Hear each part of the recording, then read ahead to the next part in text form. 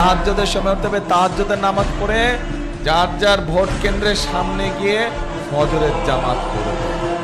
পারবেন?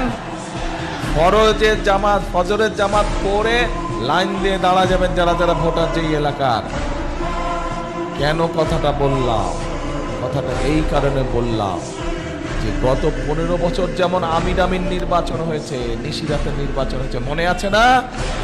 মনে আছে, আপনাদের ভোট দিতে দেয়নি। ঠিক একইভাবে এইবার আবার ষড়যন্ত্র শুরু হয়েছে একটা দলে। পত্রিকার খবরে এসেছে এই যে প্রবাসী আমাদের ভাইরা থাকে তাদের জন্য পোস্টাল ব্যালটের কথা আমরা বলেছিলাম অনেক আগে থেকে। এই সরকার সেটা পূরণ করেছে, সবটা না পেলে অনেকটা করেছে। কিন্তু পত্রিকার খবরে দেখলাম যে পোস্টাল ব্যালট সরিয়ে ফেলেছে। দেখেছেন আপনারা খবরটা?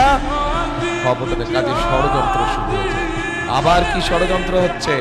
ষড়যন্ত্রে বিভিন্ন মা বোনদেরকে দিয়ে, নিরীহ মা বোন যারা ভোটার, গিয়ে তাদের এনআইডি নাম্বার নিচ্ছে, গিয়ে তাদের ফোন নাম্বার নিচ্ছে, বিকাশ নাম্বার নিচ্ছে। শুনেছেন না এই খবর? এই খবর কে কে শুনছেন বলেন তো দেখে? ও সবাই শুনছেন? তাহলে ভাই আর বলে কি হবে, আপনারা তো জানেনই সব ঘটনা। তাহলে শেষ করে দেই।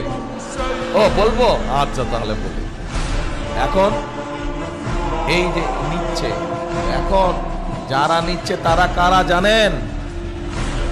এই যারা নিচ্ছে, এই যে মা বোনদেরকে, নিরীহ মা বোনদেরকে যারা এই যে এনআই নাম্বার নিচ্ছে বিভ্রান্ত করে বিভিন্ন কথাবার্তা বলছে, এরা ৭১ সালে যে আমরা দেশ স্বাধীন করেছিলাম লক্ষ শহীদের রক্তের বিনিময়, সেই সময় তাদের একটি ভূমিকা ছিল। কি ভূমিকা ছিল? এই দেশের মানুষ যুদ্ধ করে রক্ত দিয়ে দেশ স্বাধীন করেছিল। কিন্তু এই যাদের কথা বললাম ষড়যন্ত্র করছে, এরা তখন দেশের বিপক্ষে অবস্থান করেছিল, দেশের স্বার্থের বিরুদ্ধে।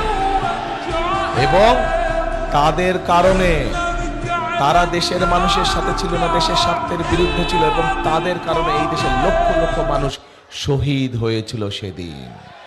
তাদের কারণে